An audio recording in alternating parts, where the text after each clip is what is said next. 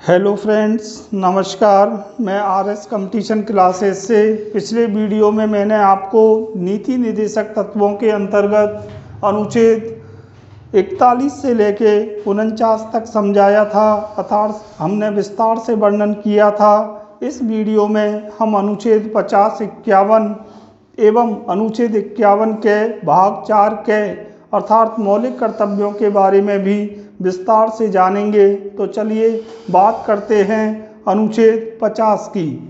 तो अनुच्छेद 50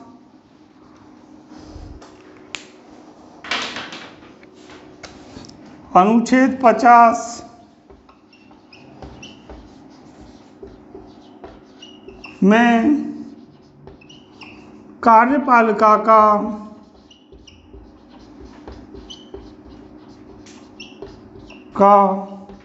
न्यायपालिका से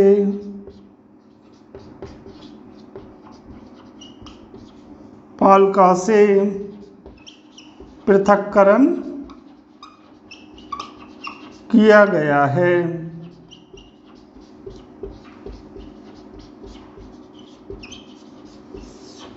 तो अनुच्छेद 50 बहुत महत्वपूर्ण, इसमें कार्यपालिका का न्यायपालिका से पृथक्करण किया गया है। लोकतंत्र के 3 स्तंभ होते हैं: व्यवस्थापिका अर्थात संसद, कार्यपालिका अर्थात प्रधानमंत्री एवं मंत्रिपरिषद, न्यायपालिका सुप्रीम कोर्ट, उच्चतम न्यायालय, हाई कोर्ट, उच्च न्यायालय, जिला न्यायालय।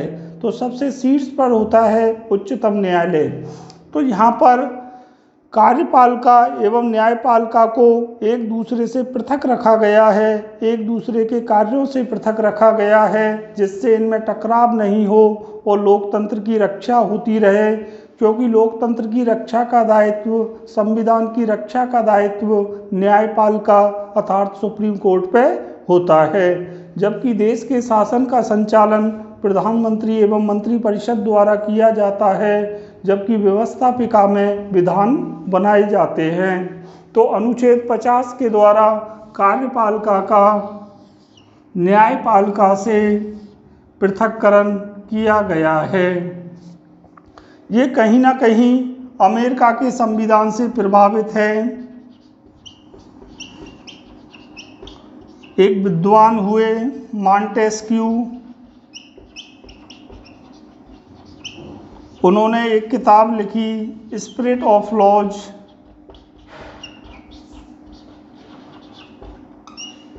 उसमें कार्यपालिका, व्यवस्थापिका एवं न्यायपालिका के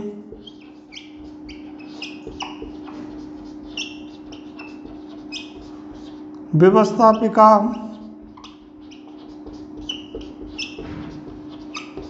एवं न्यायपालिका के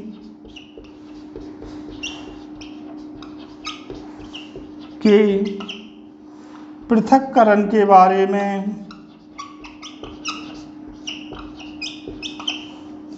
में अर्थात कार्यों के बारे में विस्तार से बताया गया है। तो अनुच्छेद 50 में कार्यपालिका का व्यवस्थापिका से पृथक्करण किया गया है। अब हम बात करते हैं अनुच्छेद 51 के बारे में। बहुत महत्वपूर्ण अनुच्छेद है। अनुच्छेद 51 में अंतर्राष्ट्रीय शांति, सुरक्षा एवं भारत की विदेश नीति के संचालन की बात कही गई है। तो अनुच्छेद 51 में अंतर्राष्ट्रीय शांति,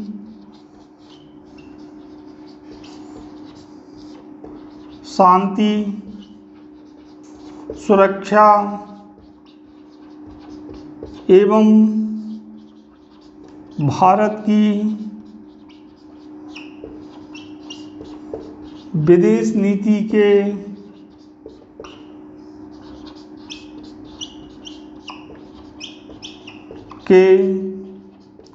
संचालन की बात कही गई है।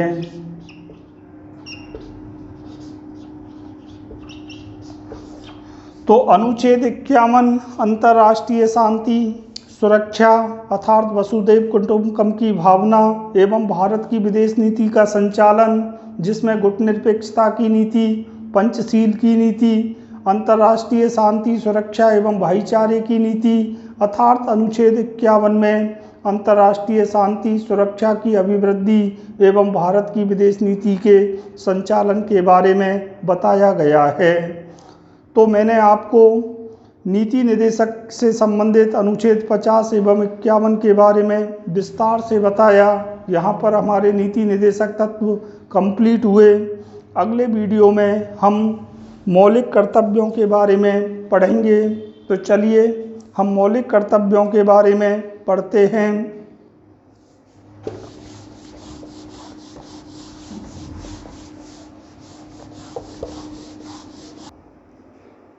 मौलिक कर्तव्य।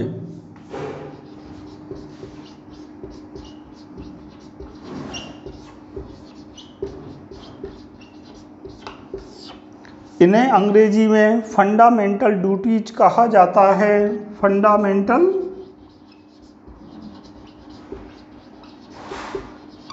ड्यूटीज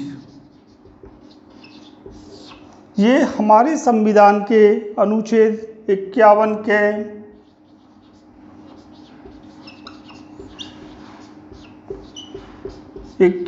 के में वर्णित हैं। तो ये हमारे संविधान के अनुच्छेद 51 के में वर्णित हैं, जबकि संविधान के भाग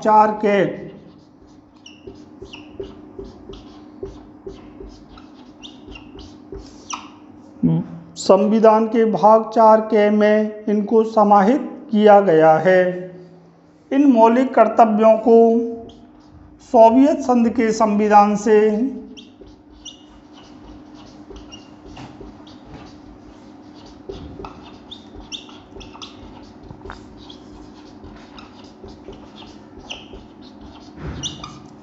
मौलिक कर्तव्यों को सोवियत संघ के संविधान से हमारे संविधान में लिया गया है।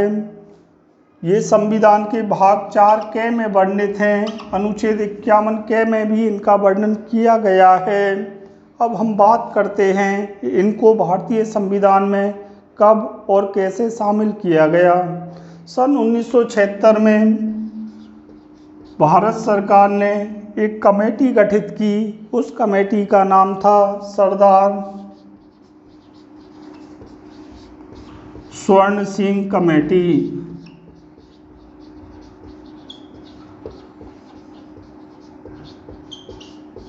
इस कमेटी का गठन सन 1976 में किया गया। इस कमेटी की सिफारिश पर 42वां संविधान संशोधन 1976 के द्वारा 10 मौलिक कर्तव्यों को हमारे संविधान में शामिल किया गया। तो 42वां संविधान संशोधन हुआ।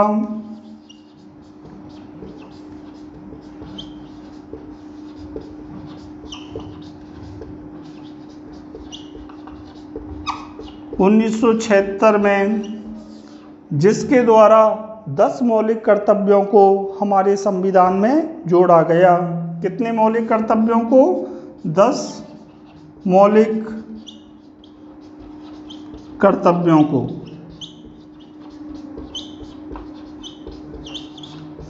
तो सरदार स्वर्ण सिंह कमेटी की सिफारिश पर 42वें संविधान संशोधन 1976 के द्वारा 10 मौलिक कर्तव्यों को हमारे संविधान में जोड़ा गया।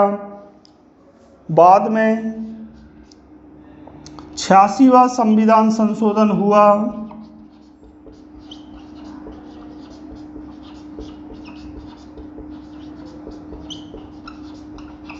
हुआ 2011 में, जिसके द्वारा 11वां मौलिक कर्तव्य संविधान में जोड़ा गया। और वह 11वां मौलिक कर्तव्य था 6 से 14 साल के बच्चों को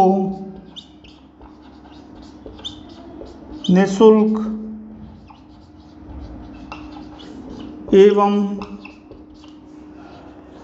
अनिवार्य शिक्षा का प्रावधान।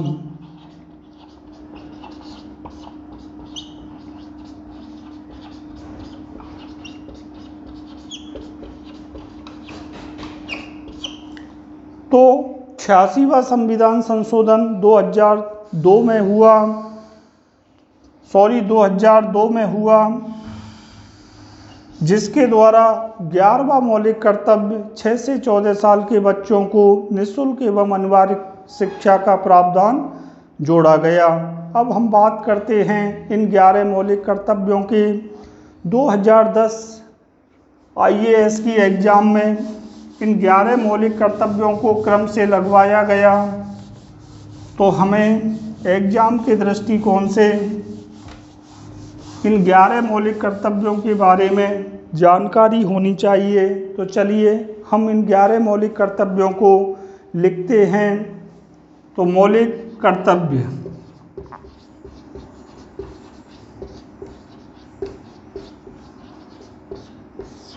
तो 11 मौलिक कर्तव्य हैं। इनमें पहला मौलिक कर्तव्य है देश के संविधान का आदर करना। तो पहला मौलिक कर्तव्य है देश के संविधान का आदर करना। दूसरा मौलिक कर्तव्य है देश की स्वतंत्रता की रक्षा करना।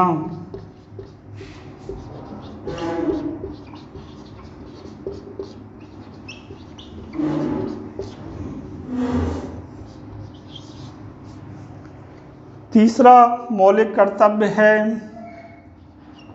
देश की एकता को बनाए रखना। देश की एकता को बनाए रखना। चौथा, देश की रक्षा करना।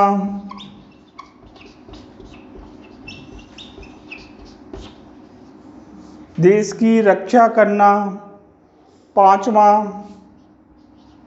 समस्त भारतीयों को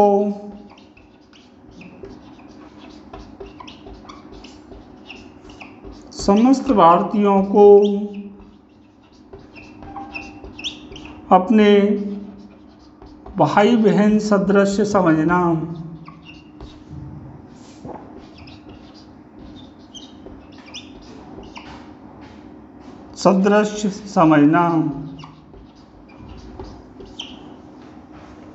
अगला छठवा, देश की परंपराओं की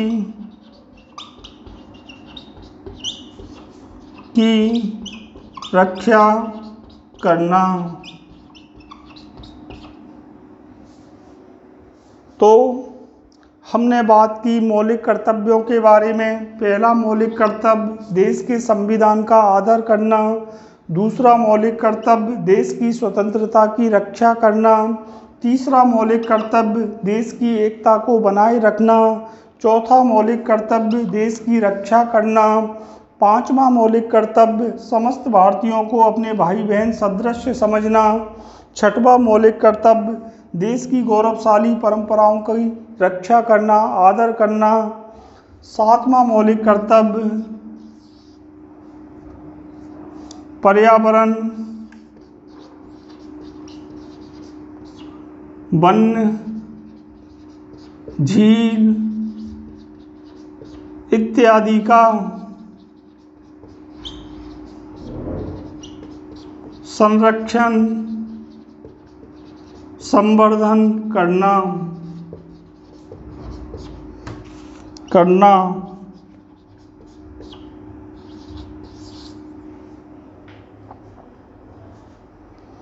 अगला मौलिक कर्तव्य जो सातवां है वो है पर्यावरण, वन, झील इत्यादि का संरक्षण एवं संरक्षण करना, संवर्धन करना।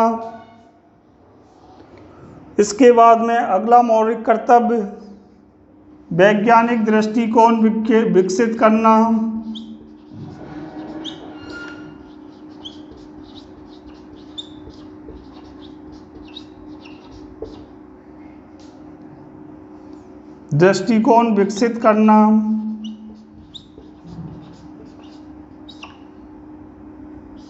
तो 8वां मौलिक कर्तव्य हुआ वैज्ञानिक दृष्टिकोण विकसित करना। 9वां मौलिक कर्तव्य सार्वजनिक संपत्ति की रक्षा करना।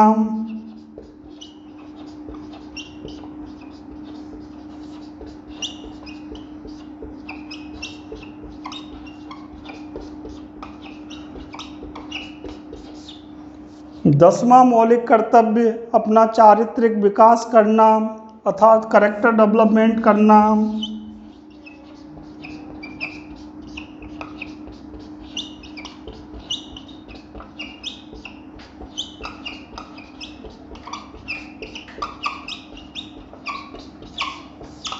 जबकि 11वां मौलिक कर्तव्य जो कि 86वां संविधान संशोधन 2002 के द्वारा जोड़ा गया 6 से 14 साल के बच्चों को निःशुल्क एवं अनिवार्य शिक्षा का प्रावधान। तो 11वां मौलिक कर्तव्य 6 से 14 साल के बच्चों को निःशुल्क एवं अनिवार्य शिक्षा का